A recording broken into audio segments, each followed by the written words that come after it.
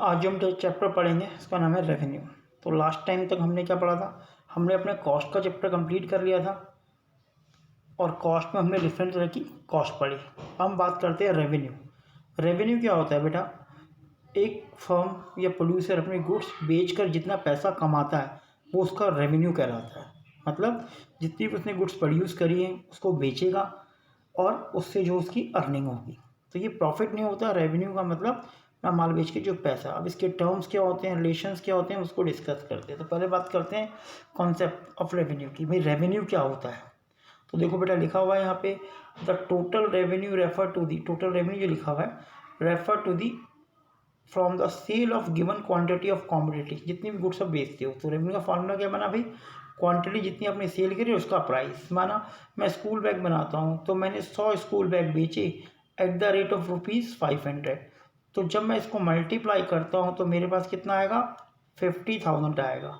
तो जो 50,000 है बेटा ये मेरा रेवेन्यू है। एक बात और ध्यान रखना, ये मेरा रेवेन्यू है, इसे मैं प्रॉफिट नहीं कहूँगा। प्रॉफिट क्या होगा, जब रेवेन्यू में से मैं इसकी कॉस्ट जो लागत मेरी लगी है उसको माइनस कर दूँ। माना मेरी लागत इसमें आई 20,000 इसको बनाने में, तो इसके बाद 30,000 जो है 30K जो है ये मेरा प्रॉफिट कहलाएगा। तो एक बात क्लियर होगी कि रेवेन्यू प्रॉफिट नहीं होता। अब रेवेन्यू की टर्म ही होती है टोटल रेवेन्यू, मतलब एक पर्टिकुलर टाइम पर आपने टोटल गुड्स बेच के जो पैसा कमाया उसे टोटल रेवेन्यू कहते हैं। जैसे हम बात करें भी 10 चेयर्स 160 रुपये के हिसाब से टोटल रेवेन्यू कितना हो जाएगा, 1600 रुपये। अब बात करते हैं एवरेज रेवेन्यू की।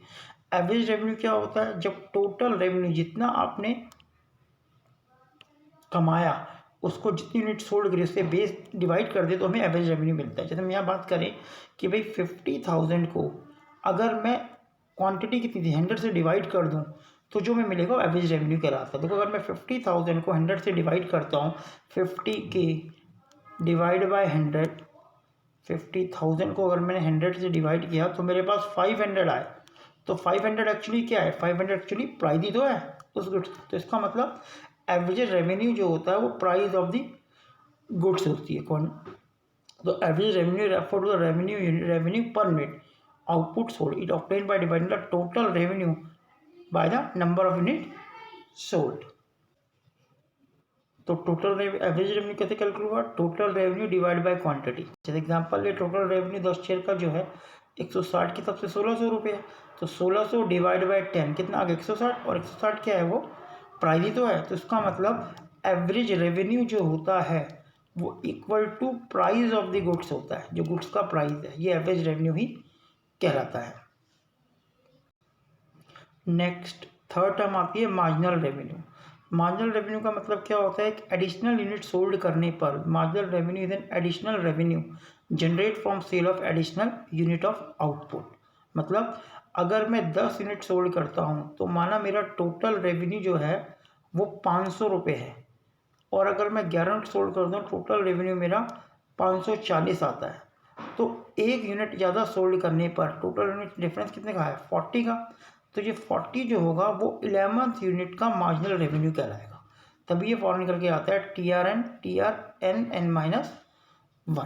एग्जाम्पल देखते हैं। हमारा टोटल रेवेन्यू फॉर 10 शेयर कितना है 1600 रुपये, और from the sale of 11 share कितना हो गया 1780 रुपये। तो मार्जिनल रेवेन्यू 11th अगर मुझे निकालना है तो मैं इस फॉर्मूले में पुट कर रहा हूँ।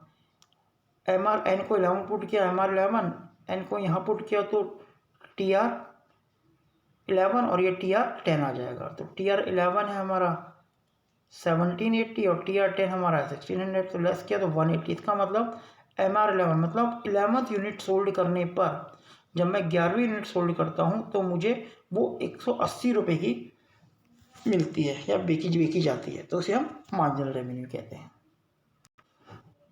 मार्जिनल रेवेन्यू को हम एक और तरीके से निकाल सकते हैं, वैन जो अलग तरीका ये कभी होता है वैन MR में जो चेंज है TR1 more than 1 unit sold. मतलब माना मैंने जो TR ले रखा है एग्जांपल लेके, तो हमारा फॉर्मूला बेसिकली ये बनता है change in total revenue upon में चेंज इन यूनिट। जैसे सपोज करो हम एग्जांपल से देखते हैं कि total revenue for sale of 10 chair के सेल करने में रेवेन्यू कितना है 1600, और 14 चेयर सेल करने में रेवेन्यू कितना है 2200। अब ये 10 से 11 अगर होता तो हमारा वही MRN वाला फॉर्मूला लगता जो पीछे हमने पढ़ा है भी।